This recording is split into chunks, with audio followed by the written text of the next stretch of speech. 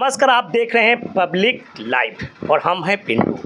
और हम अभी एक ऐसे नेताजी के साथ बैठे हुए हैं जो कि समझिए कि पूरे पाटलिपुत्रा के राजद के एक चहेता नेता है। और ठीक लोकसभा चुनाव के बाद इन्होंने इस्तीफा दे दिया, चुनाव आने से पहले इस्तीफा दे दिया। आखिर क्या कारण है? अभी आपके चैनल में आपका स्वागत है।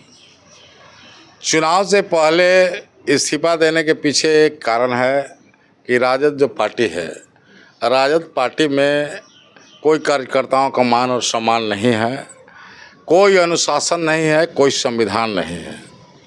जब विक्रम प्रखंड के चुनाव पदाधिकारी हमको बनाया गया, वहाँ हम लोग दलित को आरक्षण के मुताबिक दलित को प्रखंड अध्यक्ष बनाया।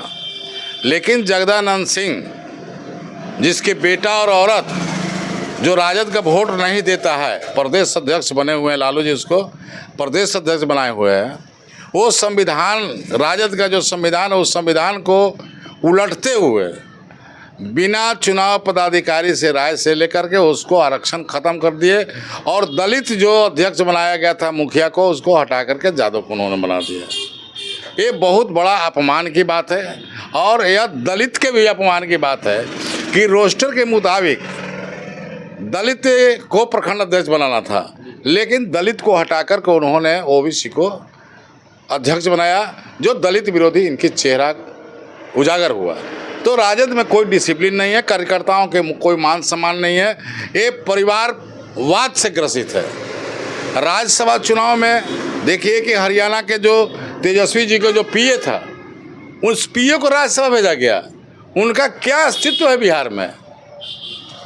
एक तरफ जातीय जनगणना कराए तो नीतीश जी और तेजस्वी यादव सीना फाड़ के कहते थे कि जिसकी संख्या जितनी भारी उतनी सत्ता में हिस्सेदारी। तो जब 17% मुसलमान इस बिहार में हैं और राज्यसभा के 2 सीट पर एक मुसलमान थे, उनके समय पूरा हुआ, तो मुसलमान के सीट पर मुसलमान को ही बनाना चाहिए था। और मुसलमान में खासकर सीमांचल के लोगों से मांग थे कि मरहूम शहाबुद्दीन की पत्नी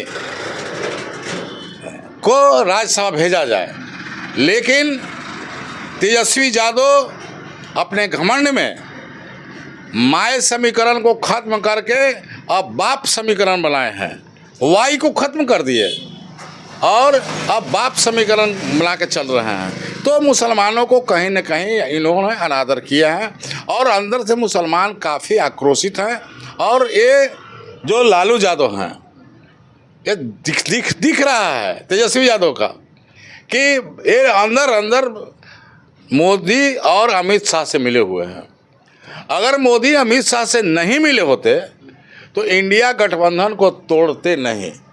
इंडिया गठबंधन के गठन के बाद बीजेपी के लोगों में बौखलाहट हुई थी, लेकिन लालू जी ने इंडिया गठबंधन तोड़ने का बीड़ा ले लिए थे। मोदी जी से अंदर सेटलमेंट कर लिए कि अब आपको जेल नहीं, परिवार को भेजा जाएगा, इंडिया गठबंधन को तोड़ दीजिए।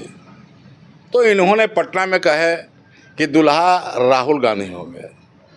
बॉम्बे में मीटिंग हुई तो उन्होंने दलितों को अपमानित करके कहे, पत्रकार जब पूछे कि मायावती जी को इंडिया गठबंधन में क्यों नहीं रहे, तो लालू जी कहते मायावती जी कौन होता है।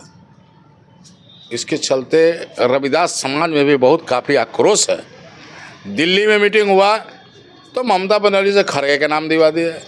अब नतीजा हुआ कि जो व्यक्ति नीतीश कुमार जी पूरे देश राज्य में घूम कर मोदी के खिलाफ विपक्षी एकता को एक जगह किए थे, नीतीश कुमार इंडिया गठबंधन को लालू जी के में आकर के दबाव में आकर तोड़ दिए। इस बार क्या लगता है लोकसभा चुनाव में?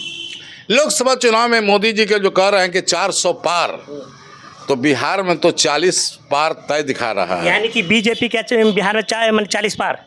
वो तो लालू जी इनको ग्रीन सिग्नल दे चुके हैं बीजेपी को।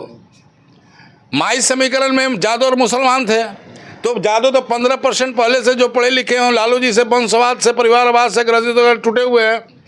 अब हिना साहिबा को राज्यसभा नहीं भेजे हैं मुसलमान के जगह के मुसलमान पर, तो मुसलमान भी अंदर से आक्रोशित है। और सीमांचल में बता रहे हैं जहाँ 6 कॉन्स्टिट्यूंसी हैं जहाँ मुसलमान प्रभावित करते हैं, उनमें कहीं खाता राजद खोलने वाला नहीं है। तो क्या लगता है कि फिर से नरेंद्र मोदी नरेंद्र मोदी की सरकार तो बन चुकी है, सिर्फ घोषणा बाकी है।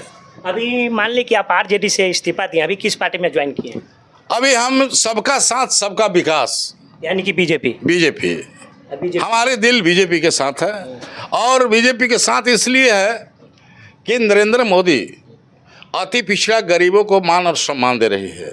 पाटलिपुत्र सांसद क्या पाटलिपुत्र संसद में रामकृपाल चुनाव जीतेंगे, हैट्रिक करेंगे, और राजद यहाँ 1 लाख से चुनाव हारेगी इस बार, 1 लाख से। आपका अपना परिचय दीजिए। राम प्रवेश यादव, पटना जिला, भाजपा ने।